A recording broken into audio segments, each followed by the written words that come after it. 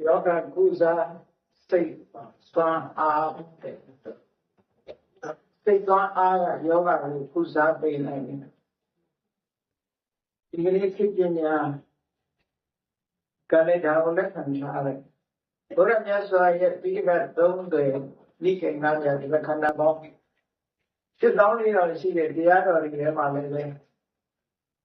The other one was 90 shit. Take that yoga job is on it, no? Psychotherapy, you call it. For the new yoga job, who's out there? So yoga good as the hour you psychiatric. So yoga discussion low be the book psychotherapist or to look or cook him, no? Dakuma for a home. Put on yes on the home go. Yoga never be. Put on yes on the yoga so that you must say yoga in Magaru. Kanago Yokanago on my ship and yoga go in say on a Kuzada. I don't think Yagaraji. Pamani in the Gauner and Kajara. Puts and don't yoga kin yoga job is in Europe. Tangarari been in your push and don't even Naja. No. The psychotherapy there. Push and don't yoga job is so we are yogi jet. Already, hold on this on the door. Leway and sit on Mure, Dukia Tavaga, Sema Mogan and Machinia G. Yana Salana, Tuine, Tane, Koso, Yoga Chicken, Chitan. Abu Jam. Taliba may hear that yoga will not sit. Sema Mogan and Majama, my yoga will not sit in there, just on that for a job, you know. Wasn't going to buy the hour one job. Tomorrow, they would be yesterday. I wanted a bosom on the bus. Diago dying 9 sit out there. I'm no yoga. Go young. Young daughter, my carriage yoga, and not come about yoga. You didn't yoga on no? A good point yoga. The carriage yoga. Could you see what it was? Side dress. Be tracks to you look on a side effect. Yeah. Can we get a look at it? See what a side effect in Yard? A cookie sitting at the other baby, Ule also in Kabao sitting there, Ule, half a medicine of beer. No? No, yet thick and silver wing, then yet the baby rebel.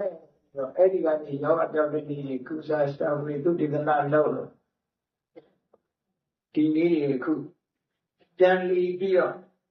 no time, we keep the chimney star.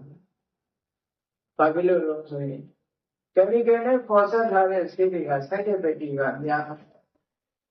The yoga of John Buddha, even not have yoga, then you thought you were polar than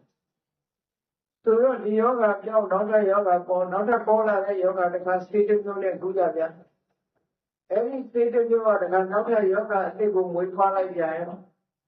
The yoga of John Dory, not a yoga to Pala Jaya. The yoga is to me, the channel where why he Papa do we change it as some of the song of one. Whatever that was in, whatever that was in the net, that's all the idea. Psychotherapy, so I will make trouble. But then we do ball. Yes, we have to take a psychotherapy so that the corner of hobby men, when I was going to buy Holo, Najala and yoga job as psychotherapy better. No? Say that really are you can jump a big and yoga will not jump in. Sima Mogla yoga job. Sima Tanaba in a big piece of Bangurema, Majama Marche. Kurani Songa Majana, like whatever. Yoga is yellow, Matana. အာဘာတိကောဒုက္ခိတောဘာလကိလနောအာဘာတိကောဆိုတာဒီကုလုံးနာခြင်းကြိုက်ခဲပြီးတော့နေတဲ့ဘာလကိလနောအပြင်းထန်နေမကောင်းဖြစ်တယ်အဲလိုပြင်းထန်နေမကောင်းဖြစ်ဒုက္ခိတဆင်းရဲဒုက္ခရောက်နေတဲ့အချိန်မှာမြတ်စွာဘုရားကိုယ်နဲ့ကြွသွားပြီးတော့ယောဂအခြေအနေငြိမ်းချမ်းပြီးဟောဒီဘုဇင်9ပါးအကျင့်တရားကိုမြတ်စွာဘုရားကဟောလိုက်တာနဲ့ပဲဘုဇင်တုတ်ကိုနာရင်ကနေဒီမှာက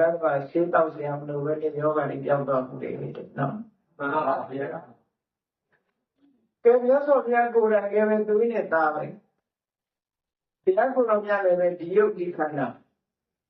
ဒီယုတ်ဒီခန္ဓာလို့ဆိုတဲ့အချိန်မှာမြတ်စွာဘုရားမှာရရှိထားတဲ့ယုတ်ခန္ဓာကိုယ်ကပါရမီပုံရိပ်အမတ်တစိတ်တွေနဲ့ဆိုတော့တာမန်ပုဂ္ဂိုလ်တွေခန္ဓာနဲ့တော့မတူဘူးပေါ့နော်မှန်ပါပါသူတို့ခန္ဓာဆိုတာဒီခန္ဓာပဲဖြစ်ဖြစ်ယောဂဝေဒနာနဲ့မကဲနိုင်ပါဘူးဇာတိဆိုတာနဲ့မကဲဘူးဆိုရင်ဇရာဆိုတာနဲ့လည်းမကဲနိုင်ဘူးဗျာတိဆိုတာလည်းမကဲဘူးမရဏဆိုတာလည်းမကဲဘူးလေသို့တော်မြတ်စွာဘုရားရဲ့ယုတ်ခန္ဓာကိုယ်မှာချွင်းချတာကတော့ပါရမီပုံရိပ်အမတ်တစိတ်ကြီးပါနေတယ်ပါရမီပုံရိပ်အမတ်တစိတ်32မျိုးတဲ့လက္ခဏာသုံးပါဒီလိုပြထားတော့မှန်ပါပါအဲ့ဒါကိုစာပေမှာမဟာပုရိသလက္ခဏာယောက်ျားမြတ်တို့ရဲ့လက္ခဏာ32မျိုးလို့စကြာမင်းဖြစ်စေဘုရားလောင်းတွေဖြစ်စေနောက်ဆုံးပစ္စည်းမဝိကဘုရားလောင်းဘုရားဖြစ်တဲ့ဘဝဆိုလို့ရင်အဲ့ဒီပါဠိပုံရိပ်အမတ်တစိတ်လက္ခဏာတွေဟာဖြစ်နေရှားရှားပေါ်လာဘာဖြစ်လို့ပေါ်လာတော့ဆိုတော့ကိုယ်တိုင်လုပ်ခဲ့တဲ့ကုသိုလ်ကောင်းမှုတွေကအမတ်တစိတ်ခန့်နေပေးလိုက်တာပဲဟုတ်ပါဘူးတာမန်ပုဂ္ဂိုလ်တွေတော့တစ်မျိုးစီတော့တွေ့ကောင်းတွေ့မယ်32မျိုးလုံးပြီးပြီးပြင်းပြင်းတွေ့ဖို့ဆိုတာတော့ဘုရားလောင်းနဲ့စัจ जा မင်းမှာတွေ့နိုင်တယ်ဘုရားလောင်းနဲ့စัจ जा မင်းတောင်မှပဲစัจ जा မင်းမှာပါတယ်ဆိုယူနည်းပဲပါတာသိပြီးတော့ဘုရားလောင်းလို့ပြီးပြင်းပြင်းမဖြစ်ဘူးတဲ့ဘုရားလောင်းနေကြတော့ပို့ပြီးတော့ပြည့်တယ်ဒါကြောင့်မို့လို့အဲ့ဒီပါဠိပုံရိပ်မတ္တစိတ်32မျိုးကိုကြည့်ပြီးတော့ဒီပုဂ္ဂိုလ်အပြင်အနာဂတ်မှာသွားမယ့်လမ်းကနှစ်သွေးလေးပဲရှိတယ်လူဘဝနေရင်စัจ जा မင်းဖြစ်မယ်သာသနာပေါင်းဝင်လောကီစိတ်တွေကိုဆုံးခွာပြီးတော့ယတိယဟန်ပြုမယ်ဆိုလို့ရှိရင်ဖျားဖြစ်မယ်လို့ဒီလိုနှစ်မျိုးဟောကြတယ်ဒါကိုဘုရားလောင်းလေးဝေးဖွားလာတဲ့အချိန်တုန်းကပုံတော်တွေကိုသောကမမင်းတရားကြီးကဆင့်ခေါ်ပြီးတော့ဘုရားလောင်းလေးရဲ့အကြိုင်လက္ခဏာတွေကိုဖတ်စေပြီးတော့အနာဂတ်ဟောစကားကိုဟောပြောစေတယ်အဲဒီလိုဟောပြောတဲ့အခါမှာပုံနှရှိရောက်ကပုံနှကြီး9ယောက်ကတော့အဲဒီပါရမီပုံရိပ်အမတ်တစိတ်တွေကိုကြည့်ပြီးတော့ဒီကလေးအနာဂတ်ဝိရိယဝခတိရောနှစ်ခုပဲရှိတယ်သူသွားမဲ့ destination သူ့ရဲ့လမ်းကြောင်းမှာဒီတလမ်းနဲ့စัจ जा မင်းရဲ့ဖြစ်မယ်သို့မဟုတ်လောကထုတ်ထားရှင်တော်ဘုရားရဲ့ဖြစ်နေမယ်လို့လက်နဲ့ချောင်းချောင်းပြီးတော့ဒီနှလမ်းနဲ့ရှိတယ်လို့ဒီလိုဟောကြသို့တော့သူတို့ထဲမှာသူကဲတဲ့ပါရမီရှင်ဖြစ်တဲ့ကောဋိညမထေရကြီးရဲ့အလောင်းကောဋိညပုံနှန်းငယ်လေးရတယ်ဖြစ်တယ်ဒီလိုက်တဲ့အခါကျတော့စัจ जा မင်းရဲ့လက္ခဏာနဲ့ဘုရားလောင်းတဲ့လက္ခဏာနဲ့ထူးခြားချက်ကဘာလို့ဆိုရင်ဘုရားလောင်းရဲ့လက္ခဏာကပိုးပြီးတော့ပြည်ပြင်းတယ်တဲ့စัจ जा မင်းရဲ့ပါဠိပုံရဲ့အမတ်တစိတ်ကတိတ်ပြီးမပြီးပြင်းဘူးအဲ့ဒီပြည်ပြင်းမှုမပြည်ပြင်းမှုထူးခြားချက်ကိုအဲ့ဒီပုံနာလေးကတတိထားမိပြီးတဲ့ကြောင့်လက်ညှိုးတစ်ချောင်းနဲ့ထောင်နဲ့ဆိုပေါ်လာမှန်ပါပါစัจ जा မင်းမဖြစ်ပါဘူးဘုရားပဲဖြစ်မှာသိကြပါတယ်လို့ဒီလိုဟောခဲ့တာနော်မှန်ပါပါပညာရချင်းကွာသွားတယ်ပေါ့မှန်ပါပါအဲ့ဒီလိုပုံရိပ်ကြီးချင်းလာတဲ့ဘုရားရဲ့ဒီယုတ်ခန္ဓာကိုယ်ကြီးဟာလည်းပဲစရာဆိုတာလည်းမလွတ်နိုင်ဘူးယာတိဆိုတာလည်းမလွတ်နိုင်ဘူးမရဏဆိုတာလည်းမလွတ်နိုင်ဘူးယုတ်ခန္ဓာမှန်တဲ့ဒုက္ခန္ဓာပဲဖြစ်ဖြစ်ဒီခုခုနဲ့တော့ဒီပျက်စီးဆုံးရှုံးမှုဆိုတာပဲနော်ဒီလိုပဲမြတ်စွာဘုရားသခင်ကိုယ်တော်မြတ်ကိုယ်တော်တိုင်တခါတော့မှမကြမ်းမှဖြစ်တယ် Bersama mati je, ini cuma siapa kali kopi seku dan rumah bahu. Kenali kau kerana ni job sih, sauda sore yang tu, ya soalnya sauda Ngahor ada bosan tahu di jalan jalan dia ke iyo sama sebila bosan tahu dia kami ni asal apa ya soalnya bosan tahu naik ni ya soalnya tengah masyarakat juga doa apa ni psycho therapy ni kuda okay Now the two are situated. When you incorporate Nikema, Tataka Nigam, Himananda Thousand. Himananda Sura Yana Wyatt and Nive. The nigger Himananda Sura Kuroha. A dog of Majama Marche. Never long time in that, Majama Marche. Majama Marche. ပြန်လာမဖြစ်ပြကမြတ်စွာဘုရားထံချင်းကပြီးတော့ရှင်ဘုရားတဲ့ဒီဒီမှာနန္ဒကိုတော်ဟာအတော်မကျမ်းမာဖြစ်နေတယ်တဲ့သူ့ကိုတနာငဲ့ညာတဲ့အနေနဲ့ကြွရောက်ပြီးချီးမြှောက်ပါအောင်မြတ်စွာဘုရားကဒီနေမကောင်းခံနေတာတဲ့ပုဂ္ဂိုလ်ကြီးဆိုလို့ရှိရင်ကိုယ်တိုင်သွားပြီးမေးကိုယ်တိုင်သွားပြီးတော့မေးနေရှိတယ်ရက်ွက်ပြုတ်မတာငါဖရားပဲဆိုပြီးတော့ဘူးမဆိုင်မနေဘူးနော်နေမကောင်းတဲ့ပုဂ္ဂိုလ်တွေသွားမေးတယ်အာပိစကားပြောတယ်ဒီအာပိစကားပြောတာဆိုတာကိုကစိုက်ပေါ်တာပဲတော်ပြီဘုရားကအာပိစကားပြောနေရှိလုတ်တင်လုပ်ရတာဆိုကိုယ်တိုင်လုပ်ပြီးတယ်ပုတိကတ္တတိတ်တာဒီကုလုံးအနာရောဂါတွေထားပြီးတော့ဒီကုလုံးပုတ်ပြီးဒီတွေနဲ့နေတဲ့ကိုတော်တော်မှမြတ်စွာဘုရားရဲ့အင်္ဂုရမြတ်ကဘယ်သူမှလုပ်မပေးတယ်သူကိုယ်တိုင်သွားလုပ်ပြီးဘူးအားလုံးလည်းဘောရဘာသာဝင်တွေကြားဖို့ရတယ်ဒီဇာလန်တွေနော်ပုတိကတ္တတိတ်တာတဲ့သူ့ဘယ်ကတော့တိတ်တာပါပဲခန္ဓာကိုယ်မှာအနာရင်ကနေရာတွေကအနှံ့ပေါက်ပြီးတော့ဒီကိုယ်လုံးဒီဘုတ်တွေတန်းနေလို့ပုတိကတ္တလို့ခေါ်တယ်ပုတိဆိုတာခန္ဓာအနာကိုရှိလို့တိတ်ပဲရဒီခန္ဓာကိုယ်ကအနာနဲ့မကတ်နိုင်တော့ဒီဘုံနဲ့နေအနာညီစော်တွေနံပြီးတော့နေတာမြတ်စွာဘုရားကိုယ်တိုင်သွားပြီးတော့ယောဂဝေဒနာတွေ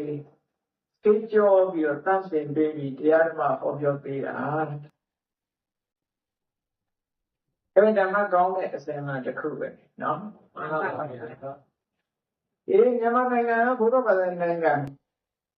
ဘုရားဘာသာနိုင်ငံဆိုတော့ကိုယ်တော်နဲ့ကိုယ်ဆိုင်ရာပုဂ္ဂိုလ်တွေဥပဆေးရုံတက်လို့လူတယောက်မကြမ်းမမှာဖြစ်လာပြီဆိုရင်ဘုန်းကြီးတွေပြင်ပြီးပေးရွတ်တာပေးနေတာဒီလိုတော့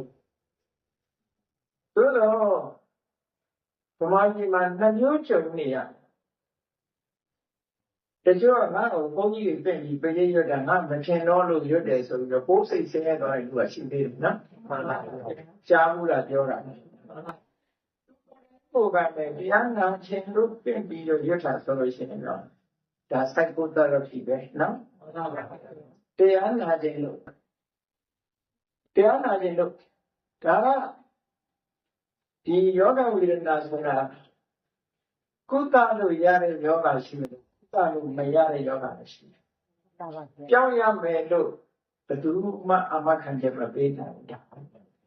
ယောဂအခြေအနေကြည့်ပြီးတော့ပြောင်းရမယ်လို့အာမခံချက်မပေးနိုင်ဘူးသို့သောစိတ်သက်သာမှုယောဂသက်သာမှုကိုရမှုရစေရဟုတ်လားဒီလိုပါရှိအကျိုးရှိရဒါမို့ဆေးရုံတွေမှာဆိုလို့ရှိရင်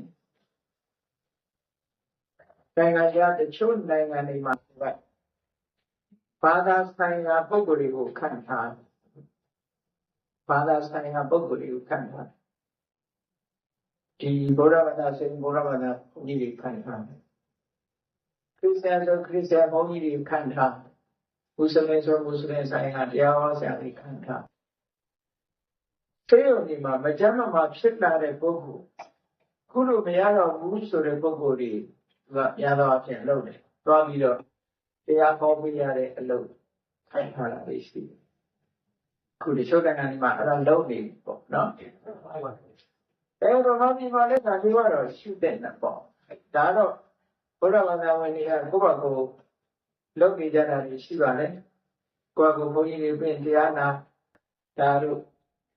တချို့များဆိုရင်ကိုယ့်ကိုမထင်လို့ဆိုတရဏဂုံတင်တာရှိသေးတယ်နော်မှန်ပါဗျာဘယ်လိုလဲဒီကိုယ်စိတ်ကြိုက်ပြီးတဲ့နဲ့ပတ်သက်ပြီး psychotherapy ဆိုတာတော့ဖြစ်တယ်ပေါ့သူရဲ့စိတ်နေစိတ်ထားနဲ့ဒါအရေးကြီးတယ်အားပေးစကားပြောကြရမယ်အားပေးစကားပြောကြလို့စိတ်အားတွေတက်လာပြီဆိုလို့ရှိရင်ယောဂဝေဒနာက curable ဆိုလို့ရှိရင်ပြောက်သွားမှာ incurable ဆိုရင်တော့မပြောက်တော့ဘူးဘုရားကုလည်းကြောက်မှာမဟုတ်ဘူး incurable ကုလို့မရတဲ့ယောဂကြတယ်ကုရမယ်တာနော်ဒီကုလို့မရတဲ့ယောဂဖြစ်အောင်စိတ်ချမ်းသာမှုရသွားလို့ရှိရင်အများကြီးကျိုးရှိသွားမယ်ဘဝအများကြီးကျိုးရှိသွားမယ်ဒုတိယနန္ဒကိုတော့နေမကောင်းထမတာဖြစ်နေတော့မြတ်စွာဘုရားကအာနန္ဒာတဲ့အဲ့ဒီချိန်မှာမြတ်စွာဘုရားလိုက်တော့လိုက်ကြောင်းလို့ရှိတာထဲမှာတော့ဘာကြောင့်လိုက်မသွားတော့မပါဘူးအာနန္ဒာတဲ့ဟောဒီပညာ7ပါးတရားကိုခိရိမာနန္ဒကိုတော့သွားခေါ်လိုက်တဲ့ဘုရားကသင်ပေးလိုက်တဲ့ရှင်အာနန္ဒာပညာ7ပါးတရားကိုပညာ7ပါးဆိုတော့အနိစ္စပညာမမြဲဘူးဆိုတဲ့အမှတ်ပညာပွားကုန်ပွားနည်းမြတ်စွာဘုရားသင်ပေးလိုက်တယ်အနတ္တပညာအတ္တမဟုတ်ဘူးခံရတဲ့အရာတွေခုမှကိုယ်ပိုင်တဲ့အရာတွေခုမှမရှိဘူးဆိုတာနဲ့ပတ်သက်ပြီးမြတ်စွာဘုရားကအနတ္တပညာကိုလည်းဟောပေးလိုက်တယ်အတုပပညာခန္ဓာကိုယ်ကြီးကမတက်မတက်ရောစဝဲဖြစ်တယ်ဆိုတဲ့အရာကိုလည်းမြတ်စွာဘုရားသင်ပေးလိုက်တယ်အာဒီနဝပညာခန္ဓာကိုယ်မှာယောဂဝေဒနာတွေဆိုတာသဘာဝပဲသဘာဝတရားစဉ်းစားတတ်အောင်လို့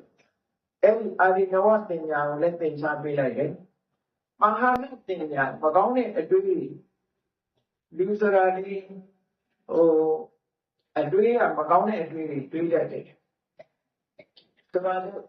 ကောင်းတဲ့အာယုန်နဲ့တွေ့လို့ရှိရင်ခံစားတဲ့အတွေ့တွေတွေ့တယ်မကောင်းတဲ့အာယုန်နဲ့တွေ့ရင်မုန်းကြီးတဲ့အတွေ့တွေတွေ့တယ်ဟုတ်ကဲ့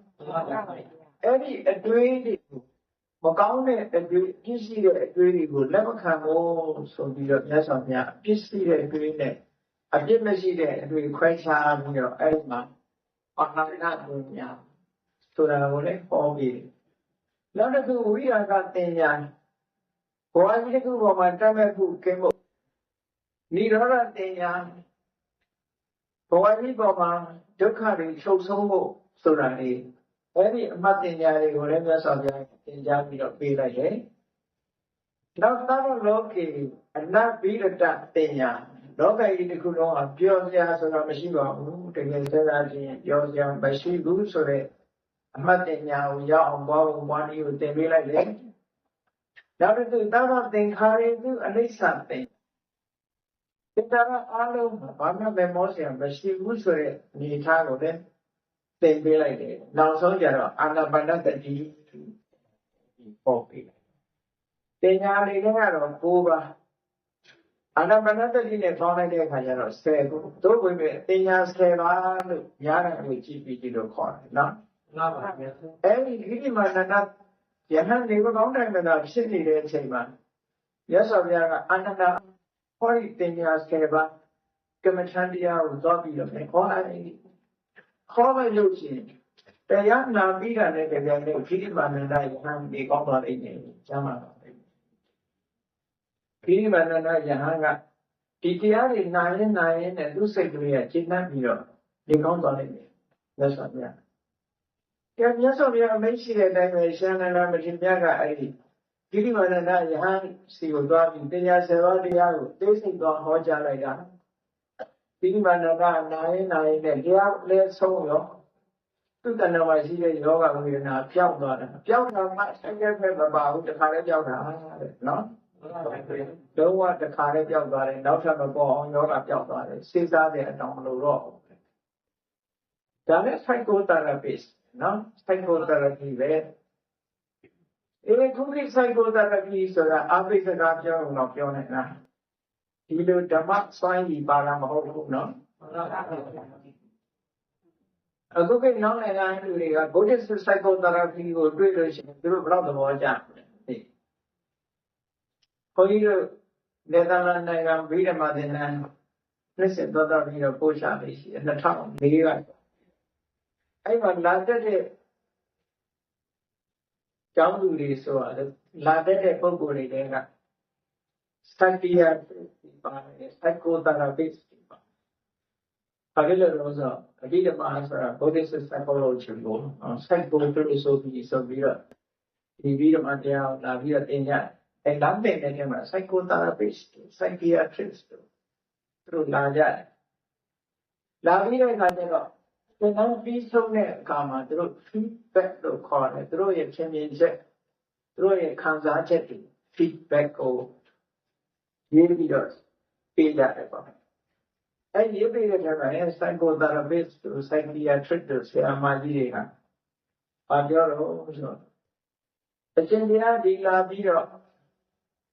ဘုရားရဲ့ဗိဓမာကိုလာပြီးသင်ကြားပေးသည့်အတွက်ကြောင့်တပည့်တော်တို့အရင်သိထားတဲ့ psychology အတွေးခေါ်ပြီးကြောင်းရမယ်ထင်ပါတယ်တဲ့ဆိုတော့ပေါ့ပြောတာကျတော့ဟုတ်တယ်မှန်ပါပါဗျ Buddhist psychology နဲ့သူတို့ Western psychology ဒီနှစ်ခုကိုပေါင်းကူးပေးသည့်အတွက်ကြောင့်ရှင်ဘုရားကိုကျေးဇူးတင်ပါတယ်တဲ့သူတို့ဤစနစ်တွေဟာဘုရားဘာသာဤစနစ်နဲ့ပြန်ပြီးတော့သူတို့ညှိနှိုင်းကြည့်လို့ရမယ်လို့ထင်ပါတယ်ဆိုတဲ့စကားသုံးလေးကိုသူတို့ထည့်ပြီးတော့ရေးထားတာတွေ့ရတယ်။psychotherapy အဲ့တော့မြတ်စွာဘုရားဘုန်းကြီးတို့အဲ့ဒီတော့သင်တော့အဘိဓမ္မာပဲသင်တာဒီကနေ့ဟောတဲ့တရားမျိုးကိုဟောပေးလိုက်ရင်သူတို့သိပြီးချင်တယ်ပေါ့။မှန်ပါပါဒီကနေ့ဟောတဲ့တရားမျိုးကိုမဟောဘူးအဲ့ဒီတော့စိတ်အကြောင်းစေတသိက်အကြောင်းရုပ်အကြောင်းလို့ဆိုတဲ့အဘိဓမ္မာတရားကိုဟောပေးတာနော်။အဲ့ဒါလေးတွေပဲသူတို့ကအတော်ချစ်လက်တော့ကဲဒီလိုအနန္တယဟန်ကိုသင်ညာ7ပါးကမ္မဋ္ဌာန်းတရားကိုဟောလိုက်တယ်တဏှာမမာကြီးနဲ့ဒီဘိဓမ္မာနန္ဒယဟန်ကယောဂဝေဒနာပြောင်းပြပြီးတော့သွားတယ်။ဘာကြောင့်ဘယ်လိုကြောင့်ခဲ့နာလဲ။ကျနောက်တစ်ခုစဉ်းစားကြရအားလုံးကြားဦးတဲ့မေပတာပဒါသာရာတို့စာထဲမှာရေးတယ်အရာထဲမှာတော့ပဒါစာယီလို့ပဲနာမည်ကြားကြနော်အဲဒီပဒါစာယီပဲခေါ်ပဒါသာရာပဲခေါ်အဲ့ဒီအမျိုးသမီးဟာတောကုံမတ္တကလည်းခေါ်တယ်တောကကြောင့်ယူသွားတယ်စိတ်ကြောင့်ယူလာပဲစိတ်ကြောင့်ယူလို့ရှိရင်စိတ်နဲ့ပဲပြန်ကူရမှာသူကခုတုန်းကအိုက်တိုင်းခန္ဓာကိုယ်ကြီးမှာခန္ဓာမှာဥဒ္ဒကြောင့်ဖြစ်တဲ့ယောဂလားအာဟာရကြောင့်ဖြစ်တဲ့ယောဂလားစိတ်ကြောင့်ဖြစ်တဲ့ယောဂလားကံကြောင့်ဖြစ်တဲ့ယောဂလား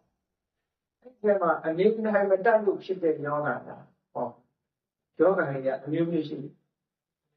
အဲ့ဒီယောဂအမျိုးမျိုးတွေမှာအနေထိုင်မတတ်လို့ဖြစ်တဲ့ယောဂကအနေထိုင်စဉ်ရင်ပေါ့ဥဒ္ဒကြောင့်ဖြစ်တဲ့ယောဂကြတော့ဥဒ္ဒကိုပြင်ပေးပေါ့အာဟာရကြောင့်ဖြစ်တဲ့ယောဂကြတော့အာဟာရကိုပြင်ပေးရမယ်ဟုတ်ပါဒါသူကုသုံးတဲ့လူပဲဒါကသိဖို့ပဲလို့တယ်နော်ကံကြောင့်ဖြစ်တဲ့ယောဂကြတော့ကံနဲ့ကုစားစိတ်ကြောင့်ဖြစ်တဲ့ယောဂကြတော့စိတ်နဲ့ပဲပြန်ကုစားဟောစိတ်နဲ့ပြန်ကုစားဒါစိတ်ကနဲ့စိတ်နဲ့ကံဆိုတာကတော့စွမ်းအားကြီးမားတဲ့အရာတစ်ခုပဲဥဒ္ဒတို့အာဟာရတို့လည်းပဲစွမ်းအားကြီးမားတဲ့အရာတွေပါပဲသို့တော်စိတ်စွမ်းအားနဲ့ကံစွမ်းအားကပို့ပြီးတော့ကြီးမားထက်မြက်တယ်လို့ပြောရတယ်အဲ့ဒီပတာဇာရဟာတောကုံမတ္တကလမ်းမှာမိဖွားတယ်လို့မှသူဒုက္ခကိုစဉ်းစားပြီးတော့ကိုယ်ကိုယ်တိုင်ခံစားကြည့်လိုက်ပေါ့နော်ခုခေတ်ပြောတာလို့ခံစားကြည့်ထားတယ်ဒီလိုခံစားကြည့်ကြလားတော့မသိကိုယ့်အကိုခံစားကြည့်ပဒါသာရီနေရာကိုကိုယ်ကဇတ်ဆောင်လုပ်ပြီးတော့ခံစားကြည့်တရုပ်ဆောင်ကြည့်ပေါ့တော်တယ်မှာမိဖွားမလို့လာတယ်မိုးရလည်းဓာတ်ရွာတယ်ဒုက္ခတွေကျေရောက်နေတယ်ထင်းကြတယ်ညောင်ကြတော့တဲ့လူကယောက်ျားအားကိုးလာတယ်ကလေးပေါက်စားတွေကပါလာသေးတယ်ဩမိုးရီထဲမှာသွားပြီးတော့ချင်းရှာချင်းချိုးနဲ့လမ်းမှာမွေကိုက်လို့ကတည်းရောအဲ့နာတယ် ကတူတယောက်ထက်ကြံတော့မိုးတွေကလည်းကြွားလို့ကလေးလေးကိုအဲ့ဒါမိုးကိုယ်ကမိုးရွှဲပါလေကလေးလေးမိုးမရွှဲပါစေနဲ့ဆိုပြီးတော့ကလေးလေးပေါ်မှာဟုတ်လားလေးဘက်ထောက်ပြီးတော့တညာလုံးကလေးလေးကိုအမိုးပုတ်ပြီးတော့ပေးထားတယ်ကိတ္တဒုက္ခစဉ်းစားကြည့်တောကဒုက္ခဖြစ်တယ်ရောအဲ့ဒါနဲ့ကလေးပေါက်စားကလေးရောတောင်းနိုင်တဲ့အရွယ်သားကလေးတယောက်ရောကလေးလေးချီကိုကလေးလေးလက်ဆွဲပြီးတော့လာတော့ညကရွာထားတဲ့မိုးရဲ့အရှိန်နဲ့အစိရဝတိကြီးကရေတွေကတတနဲ့စီးနေတယ်အဲ့ဒီတတနဲ့စီးနေတဲ့ကြားထဲမှာဟိုကလေးလေးတစ်ဖက်ကိုသွားပြီးတော့ကိုယ့်ကလေးလေးဝိသိတာကလေးလေးကိုဟိုဘက်ကန်းသွားပို့နှစ်ယောက်စလုံးသွားလို့မရဘူးတယောက်တည်းကိုမလဲချိန်ပြီးတော့ဟိုဘက်ရေစီးကတအားတန်တော့ဟိုဘက်ကိုကိုယ်ကလေးလေးကိုဟိုဘက်မှာချပြီးဒီဘက်ပြန်အလားရေလကောင်တော့ရောက်တဲ့အခါကျတော့အဲ့ဒီကလေးလေးကနေတာရဲလေးဆိုတော့အပေါ်ဆုံးကတားတဲ့ပတ်ပြီးတော့ဆင်းလာပြီးအဲ့ဒီတုတ်ချသွားတယ်အဲ့ဒီမှာဟေးနဲ့6ရင်းကနေဒီဘက်ကလေးကသူ့ခေါ်တယ်ချင်းပြီးရေထဲဆင်းလိုက်ပြောပါတော့ကဲသူ့ဘာကြံတော့ဘာမှမချင်ဘူး3ယောက်ရှိတာကုန်ပြီလေမှန်ပါပါဗျာကိုယ်တိုင်ခံစားပြီးတော့ကြည့်လိုက်မယ်ဆိုရင်3ယောက်ရှိတာကုန်သွားပြီလမ်းမှာယောက်ျားဆုံးသွားတယ်အခုရေထဲမှာကိုယ်မျက်စိအောင်မှကလေး2ယောက်ဟလာကလေးတယောက်ကရေထဲပြောသွားတယ်ကလေးတယောက်ဆုံးရှိသွားတယ်ပြီးအဲ့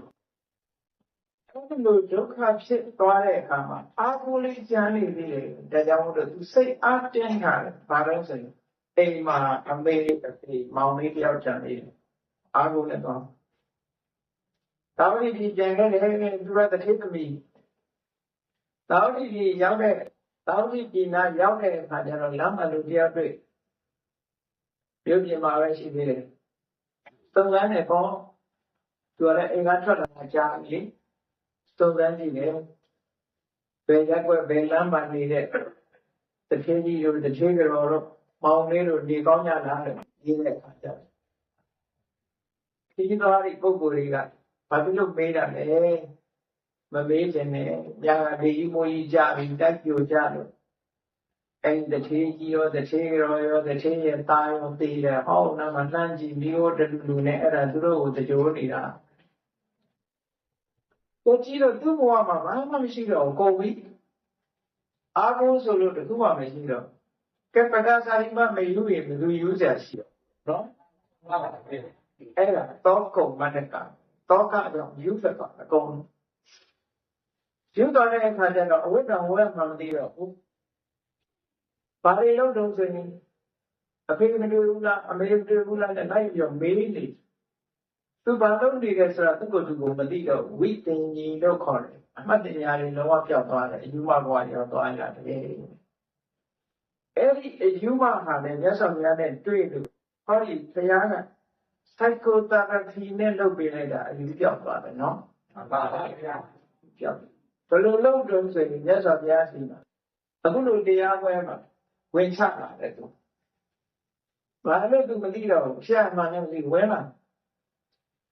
ဝင်လာပြီးတော့ဘုရားရှင်မှာဒါဒီဘုလူမေဒီလူမေအမေတွေ့ဘူးလားအဖေမတွေ့ဘူးလားတဲ့မေးတယ်အဲ့လိုနေတဲ့အခါကျတော့ဘေးနာလူရဲ့ဟိုကလေးတစ်ခုဖြစ်ပြီးတယ်ပေါ့သူကတော့ဒီလိုမေးညိုင်းကနေဘုရားနာရောက်တော့ရသော်ဘုရားကအမတန်မှ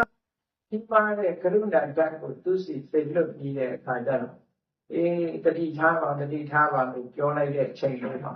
တတိပြန်ဝင်သွားတယ်အဲ့ဒီချိန်ကျမှဘေးကဖြစ်ပေးလိုက်တဲ့အဝတ်ကလေးကိုပတ်ပြီးတော့ဘုရားရှိခိုးထိုင်ပြီးငိုတယ်အဲ့ဒီချက်မှငိုနိုင်တယ်နော်အရင်တော့မျက်ရည်တောင်မထွက်ဘူးဒီလိုဒီမောနဲ့အဲ့ဒီလိုမျက်ရည်ကိုမထွက်နိုင်အောင်သူကသောကဖြစ်သွားမှန်ပါပြီအဲ့တော့လောကမှာငိုနိုင်နေတယ်ဆိုရင်တော်သေးတယ်လို့အောင်မယ်ဟုတ်တယ်လေ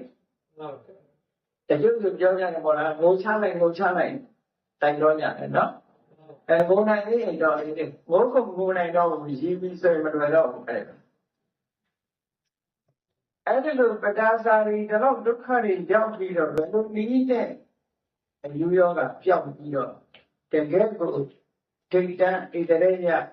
ဝိလိဆောင်ထဲမှာတော့ number 1ဧတရေရာလူကြတဲ့ဒီခုဒီမှာကြီးဖြစ်ပြီးတော့သွားတာလေတာမန်ကြည့်မယ်ဆိုရင်မြတ်စွာဘုရားရဲ့ psychotherapy ဆိုတာတိတ်ပြီးတော့စွမ်းချက်တယ်လို့ပြော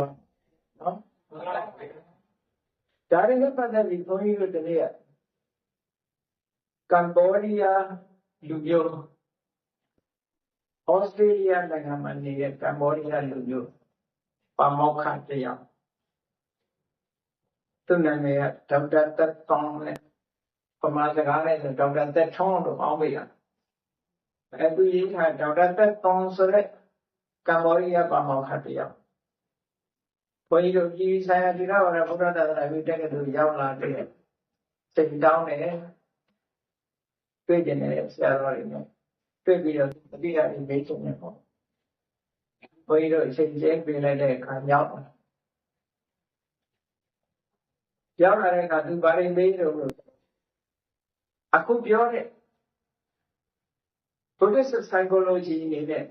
ပဋ္ဌာန်းစာပြီးအယူပြောက်သွားတာဘာကြောင့်ပြောက်လဲသင်လာလို့မရ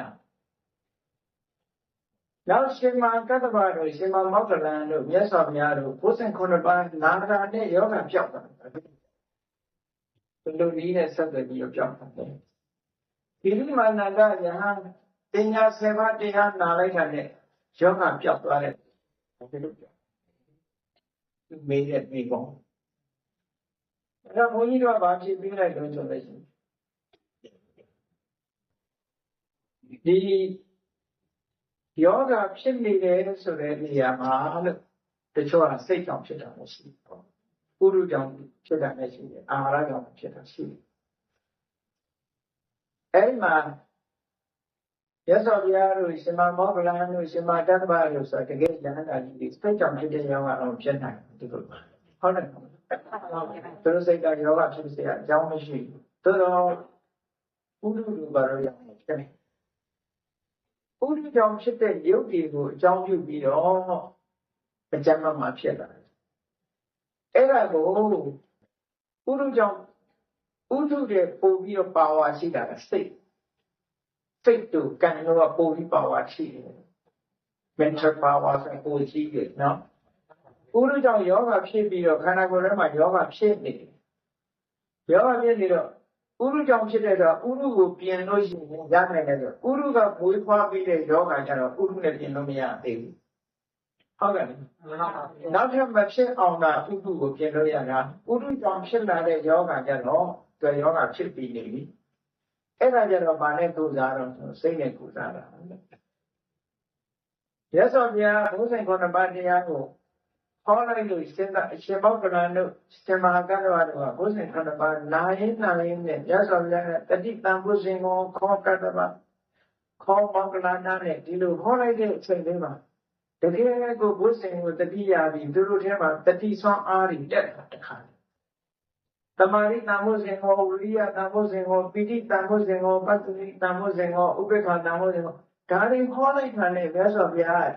ခေါ်လိုက်တဲ့တရားကိုနာရင်းနဲ့သူတို့စိတ်ထဲမှာခါတယ်ပိဋိတံဘုဇင်ကိုဆိုပိဋိတွေဖြစ်သွားတယ်မှန်ပါပါနော်ပတ္တိတံဘုဇင်ကိုဆိုဒီကိုယ်လုံးငြိမ်းချမ်းသွားစိတ်ဓာတ်ရဲ့စွမ်းအားတွေကနာရင်းနဲ့အပြည့်အဝရလိုက်တဲ့အခါကျခုနကပုရိကြောင့်ဖြစ်တဲ့ယောဂတွေကြောက်ထွက်သွားဘယ်လိုကြောက်တော့လို့ဆိုတော့စိတ်ဖြစ်တိုင်းစိတ်ဒီရုပ်တစ်ခုကိုဝေခွာပေးတယ်စိတ်ကစားရုပ်လို့ခေါ်တယ်ဟုတ်လားမေတ္တာဘောတော်မိုင်းစိတ်ကနေပြီးတော့ဒီလေအေးမြတဲ့စိတ်ကမွေးထုတ်လိုက်တဲ့ရုပ်ကလေးဟာဒီလေအေးမြလာမကောင်းတဲ့နေနဲ့စားထုတ်သွားခုနကဥပ္ပယောင်ဖြစ်တဲ့မကောင်းတဲ့ရုပ်တွေကိုတွန်းထုတ်လိုက်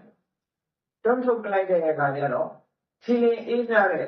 စိတ်ကနေမွေးဖွားပေးလိုက်တဲ့ရုပ်ကလေးတွေဟာတကယ်ကိုကြည့်နေအေးမြပြီးမကောင်းတဲ့ရုပ်တွေနဲ့အစားထိုးလဲလိုက်တဲ့အခါကျကျမ်းမာသွားတာပေါ့မကျမ်းမာတဲ့ရုပ်တွေကိုကျမ်းမာတဲ့ရုပ်တွေနဲ့စားထိုးသွားတာမကျမ်းမာတဲ့ရုပ်တွေထပ်တလဲလာလို့မရဘူးစောစောတုန်းကတော့ဥရုကြောင့်ဖြစ်တဲ့ရုပ်ဒီရုပ်တစ်ခုပြတ်သွားရင်နောက်ထပ်ဥရုကြောင့်ဖြစ်တဲ့မကောင်းတဲ့ရုပ်ကဝင်လာတယ်နောက်ထပ်မကောင်းတဲ့ရုပ်ကဝင်လာတယ်ဟောစိတ်ဆောင်းအားနဲ့ပီတိတွေပါတာတွေဖြစ်လိုက်တဲ့အခါကျတော့အဲ့ဒီရုပ်တွေရဲ့အားမျိုးမိန်သွားပြီးတော့စိတ်ကြောင့်ဖြစ်တဲ့ရုပ်တွေကနေပြီးတော့တွန်းဖယ်လိုက်တာရောဂါပြောင်းသွားတယ် Padasari yoga pyotana di time to yes of yaga Padama sit that I ya psychotara lobi say do that pure tu me be God do be God do morning be God do of that song on do getting out of the but Java to be only that so yes of yaga main mana ame dirana afi dirana hala bound dirana ta dirana yauja dirana meji nai lo kama loka ma tu dai ma da bi shi nida be da dhamma dhammo nikama dhammo yu dai yua dai ne dai nai dai ye tabawa ji be tyaw ke tira ma hou bu aku lo te lo ngoi ya de nyen nyen ma Honey Benega needed on Yali and the Namadinga, Budana, Tiacha like that, say that the Tata. Loser, a poor Yadu is in the doctor. Could you have made a day I had a other loser, and I don't know, poor star yet. Four ladies were in the don't come at a yacht kind of ball. Could you have rather a late kind of ball? Every room, yes, of the Baba Diadi Loka, a good long one, see there, John Yadu, yes, of the holiday, and fitted now, and fitted the body, change the Jeremiah. The Yadama, Pompion, the Dinia, Shin, Konama, Moody, Nanona, Edo. Yes, of the young nine, Konama, Toka, we took a yoke, Yoga say go moire to spaceship say that you say that you go moire so say ship yoga kola. See dollar bit dollar and be a moito like the yoga me. Say so like yen your ten or me or time say so check him moito. Check him moito. Dollar can be moito like you so on. Era do a good BT to Pangani to Congress taking on a motion like a common information. Not only exam on city, exam on Pubanari, Meshiro, Padasaria, taking exam on a Wawadia singing Sunda that lane. Mania would be done, exam on a Tokan Yoga. Tokan told that you let Meshiro, you let see, say let's see that. The needed. ပြောက်သွားတာပါလို့ဒီမာနန္ဒယဟန်ပညာသင်ဟောနိုင်ယောဂပြောက်တယ်ဆိုတာလေအဲ့ဒါပဲလို့ခေါ်နေတဲ့အချိန်မှာတရားကနောက်ကနေလိုက်ပြီးတော့ရှင်းနေတာဒီလိုမြတ်စွာဘုရားရဲ့တဲ့မှာတရားနိုင်ရင်ဇေတနာဝတ္တနေတော့စတုရတိတိသဟတာနိပါဏသဟတာနိသောတပတ္တိဖလံသစ္စိမကံတုဆိုပြီးတော့ဒီဒေသနာအဆုံးမှာလေစုပေါင်းလေးတော်တတ္တဝါတွေသောတပန်ဖြစ်ကြတယ်လို့ဒီလိုဟာမျိုးတွေခဏခဏတွေ့တယ်ဟုတ်လားမှန်ပါပါအဲ့ဒါကဒီလိုသောတပန်ဖြစ်တယ်ဆိုရင်တရားနာရင်တရားသဘောကိုစိုက်ရင်းကနေကိုယ်ခန္ဓာကိုအာရုံပြုပြီးတော့ဟုတ်တာပါလားဟုတ်တာပါလားလို့ခန္ဓာနဲ့အတိုင်းလုပ်ပြီးနာပြီးအတွက်ကြောင့်ရှင်းပြီးသားဖြစ်မှန်ပါတရားရှင်းတယ်ဆိုတာနာရင်လည်းရှင်းပြီးသားဖြစ်သွားတယ်ပြီးလို့ရှိရင်ဟုတ်ကဲ့ဉာဏ်ရဲ့ကိစ္စဉာဏ်ရဲ့ကိစ္စဆိုတာအမှန်တမ်းမှဉာဏ်ပဲအတိဉာဏ်ဆိုတာဘယ်လိုဉာဏ်လဲဘာကြောင့်မလို့တရားနာတဲ့သူကစိတ်ဆိုင်ပြီးတော့ကိုယ်တန်တန်မှာ apply လုပ်ပြီးတော့နာဖို့အရေးကြီးတယ်ပေါ့မှန်ပါပါအဲ့ဒါလိုနာလို့ရှိရင်တရားထဲမှာစိတ်ဆိုင်နေပြီးအတွက်ကြောင့်စိတ်ကလည်းငြိမ့်နေတယ်ငြိမ့်နေပြီးစိတ်ကဖြစ်ပေါ်လာတဲ့ရုပ်ကလေးတွေကလည်းငြိမ့်နေတဲ့ရုပ်တွေဖြစ်လာတာငြိမ့်နေတဲ့ရုပ်တွေဖြစ်ပြီးတော့စိတ်နှလုံးမှာအေးချမ်းပြီးတော့အသိဉာဏ်တွေကဖွံ့ဖြိုးလာဆက်ဆံမှုကအဲ့ဒါလိုရှိတယ်ရုပ်နဲ့နာနဲ့ဟာ mutual relation တစ်ခုနဲ့တစ်ခုအပြန်အလှန်ဆက်သွယ်ပြီးတော့နေတယ်လို့ဘုန်းကြီးတို့အဲ့ဒါကိုရှင်းပြလိုက်တဲ့အခါကျတော့အဲ့ဒီဒေါက်တာတက်သွန်ဟာအလုံးကို1-1အောင်ရှင်းပြီးတော့သူ့ကိုစာအုပ်ပြီးတော့စာအုပ်လေးလက်ဆောင်ပေးတဲ့အခါကျတော့အားရပါရစာအုပ်တွေရောလက်ရောဆွဲပြီးသူ့ကောင်းပေါ်တင်တာတွေ့ကြရတယ်။အဲ့ကျင့်တတ်သွားတယ်ပေါ့။သူရင်တော့မသိဘူးတဲ့ဒီလိုဘာဖြစ်လို့ယောဂပြောင်းမှန်းမသိဘူး။အဲဒီလိုဆက်ဆက်မှုရှိတယ်လို့ဆိုတာကိုရှင်းပြ ဂျာမနီသွားတော့ကလည်းပဲဂျာမနီကဘေကတာဆိုတာဒုက္ခရပူပြီးတယ်ဒီလိုပဲသူကတော့သူ့အမျိုးသားတည်သွားလို့ပဒါစာရီဖြစ်တာသူ့အမျိုးသားဓာတ်ပုံလေးရဲ့ပန်းချင်းလေးရဲ့ဘုန်းကြီးတို့အဲ့ဒီဖရန့်ဖတ်မှာဖရန့်ဖတ်နာကဖရန့်ဖတ်မြို့ထဲမှာအဘိုးကြီးဆိုတဲ့ဗီယက်နမ်ဘုန်းကြီးကျောင်းအဲ့ဒီတော့လာပြီးတော့တွေ့တယ်နဲ့ခွင့်တောင်းတယ်ခွင့်တောင်းတော့အချိန်တတ်မှတ်ပြီးတော့ဒီတော့ညနေကျတော့ပန်းချင်းလေးနဲ့ဓာတ်ပုံလေးနဲ့ရောက်လာရောက်လာပြီးတော့မျက်ရည်နဲ့တော့အဲ့ဒါကဂျာမနီကပဲမလားမျက်ရည်လေးနဲ့လာ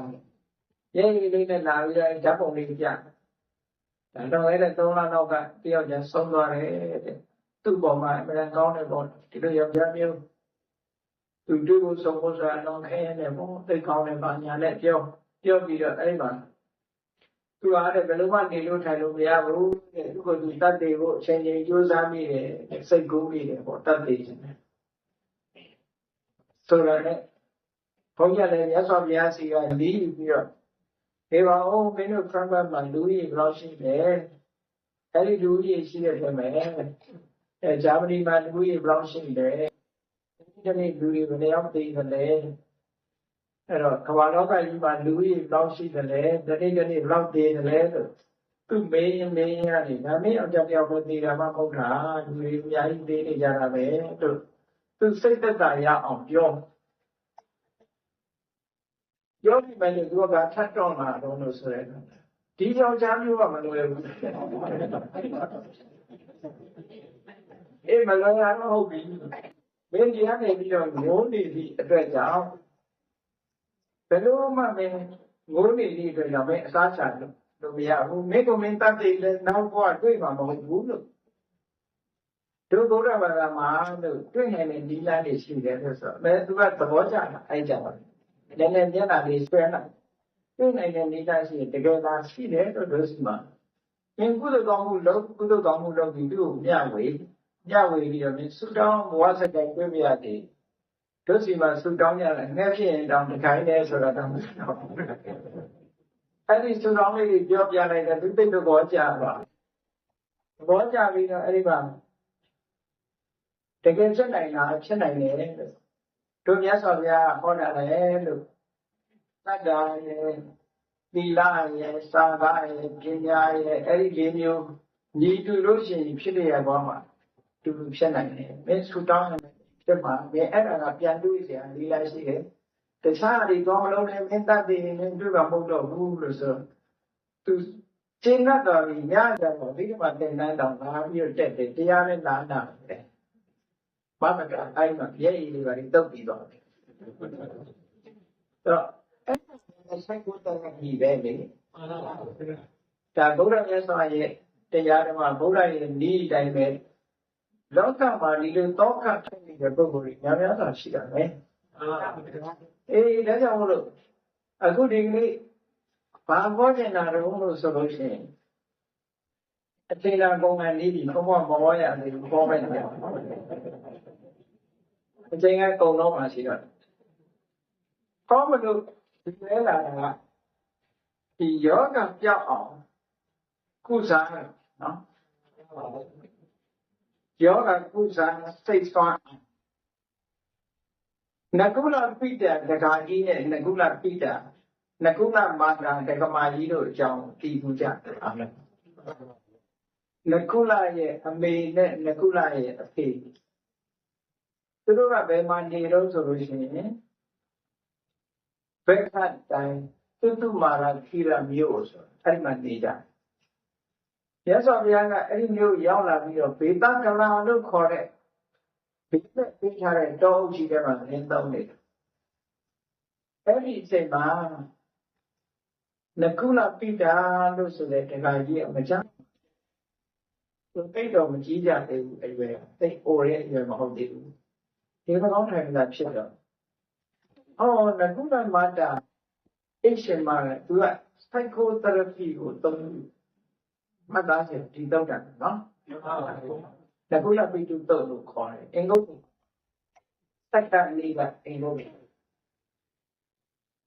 အဲ့ဒီကမာကြီးကဒီတကာကြီးနေမကောင်းနေတဲ့အခါကျတော့ဘာပြောနေဆိုတော့နာနာမှာထိုင်ပြီးတော့ကျင်းတဲ့ကျမတို့ကိုလက်ကွက်ပြီးတော့မသေးပါနဲ့တွေ့တာပြီးတော့မသေးပါနဲ့လို့ပြောတယ်ဟုတ်လားတွေ့တာပြီးသေးတာမကောင်းဘူးတဲ့အတွေ့တာနဲ့သေးတာမကောင်းဘူးရသော်ဘုရားကိုယ်တိုင်ကလည်းချီးမွမ်းမှုတဲ့ကဲဆုံးချရတယ်ဆိုလိုတာကတော့သူတို့စိတ်ချမှာလို့ပြောတာစိတ်မချမရှိနဲ့လို့ပြောတာပြောတာတော့ဒီကောင်းပြောတဲ့ပုံမရှိဘူးသူကနော်ဒီကောင်းပြောတဲ့ပုံမရှိဘူးရှင်သေးလွတ်လွတ်ချွတ်ချွတ်သေးဆိုတဲ့လူဖြစ်သူပြောတော့တာသူ့ပေါ်မှာဘာမှတွေ့တာငဲ့ကွက်ပြီးတော့မပူနဲ့လို့ပြောတာသူကနော်နောက်ဒီကိစ္စရှင်းစိတ်ထဲမှာဘာမှမပူနဲ့ကိုတရားလေးကိုနှလုံးသွင်းပြီးအေးချမ်းချမ်းနေလို့ပြောချင်တာပါရှင်ကအောင်းမိလိမ့်မယ်တဲ့ကျမဒီကလေးတွေကိုငါမရှိရင်တော့သူငကုလမတ္တနဲ့ကမာကြီးကလေးတွေကိုကျွေးနိုင်မှာမဟုတ်ဘူးလို့အိမ်တော်ကြီးကိစ္စတွေထိမ့်သိမ့်နိုင်မှာမဟုတ်ဘူးလို့ရှင်အောင်းမိလိမ့်တယ်တဲ့အဲ့လိုမအောင်းမိနေတယ်ကျမခြေကောင်းကောင်းဝိတ္တတယ်တဲ့နော်ခြေကောင်းကောင်းရက်တယ်အိမ်ကင်းရက်ကန်းလုပ်ငန်းကိုသူချမ်းကျင်တယ်အဲ့ဒါနဲ့ကလေးတွေထွန်းသွားတယ်လို့ဒီလိုပြောတာနော်မပူပါနဲ့နောက်တစ်ခုရှင်ဟာစဉ်းစားလိုက်မယ်တဲ့ငါသိသွားလို့ရှိရင်နကုလမာတာဟာနောက်အိမ်တော်များပြုသွားမှာသူစဉ်းစားတယ်တော့ဒါလည်းမပူပါနဲ့တဲ့ရှင်နဲ့ကျမနဲ့အတိဆုံးပဲတဲ့ကျမတို့က16နှစ်ရှိပြီတဲ့ကျမစတိယသိက္ခာပုဒ်ကိုစောင့်တည်တာအစာထဲမှာဒီတိုင်းပါမှာကဲနော်နောက်တစ်ခုကျတော့ကျန်တွေးပြီးကောင်းတွေးမိလိမ့်မယ်မရှိတဲ့နောက်ဆိုလို့ရှိရင်နကုလမာတာဒကမာကြီးဟာ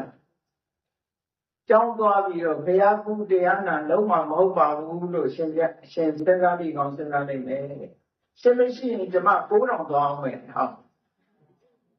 ဒါမပူနဲ့သူမပူနဲ့ပြောတာပဲပေါ့နော်မပူနဲ့နောက်တစ်ခုကဒီသုံးခုပြောပြတဲ့အခါကျနောက်တစ်ခုကကျင်ကောင်းထင်လိုက်မယ်တဲ့ကျမဟာဒီရှင်မရှိတဲ့နောက်ကြလို့ရှိရင်ကိုကျင့်တရားတွေနဲ့ပြုရမှာမဟုတ်ဘူးသီလကိုစောင့်တည်မှာမဟုတ်ဘူးသူ့ကိုစောင့်နေမှာမဟုတ်ဘူးလို့အောင်းမိတ်မှာကောင်းအောင်းမိတ်မိလိုက်တယ်တဲ့ဘာလို့ကူတဲ့ကျမဒီရသော်ဘုရားရဲ့တပည့်မတွေဥပတိကမတွေထဲမှာသီလအရှိဆုံးပုဂ္ဂိုလ်တွေထဲမှာကျမစည်ရင်းဝင်ပါတယ်မယုံရင်တရားသွားမေးကြည့်တယ်ဟောဒီနေရာကဒါလေးပါသေးတယ်သူကနော်နောက်တစ်ခုကကျန်အောင်မိတ်ကောင်းအောင်မိတ်ပြီးလိုက်မယ်တဲ့ငါသိသွားလို့ရှိရင်တကုလမာတာတက္ကမကြီးဟာ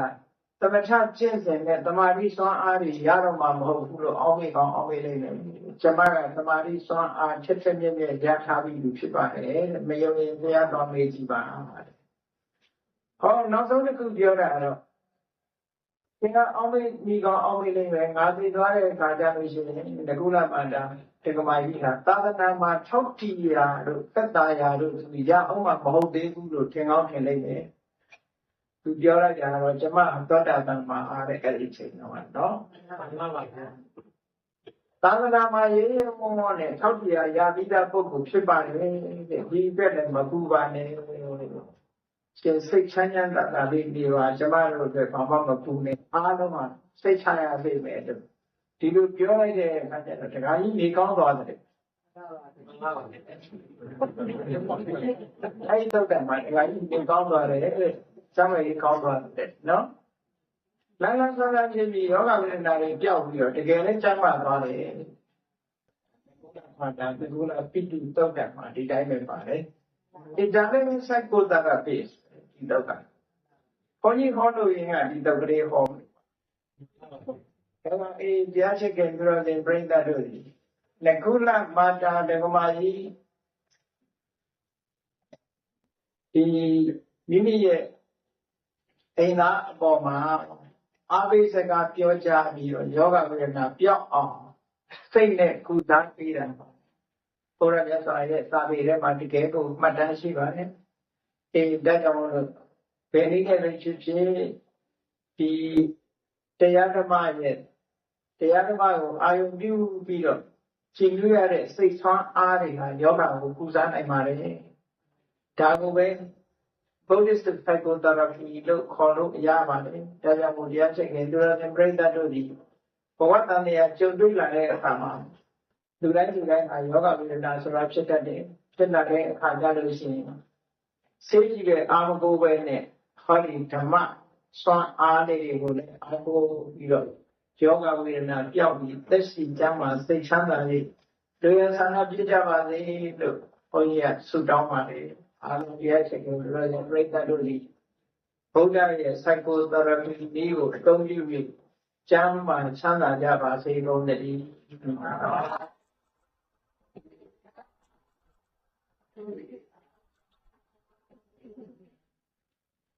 လိုရဟုတ်တယ်သတ္တဝါများစွာဒီယံကွာနန္ဒကြပါစေသတ္တဝါများစွာဒီယံကွာနန္ဒကြပါစေဣဒာယေဇံဘုံငါဖြံဝိညာဉ်ကြပါစေဒါနိဇံဘောငါဖြံဝိညာဉ်ကြပါစေ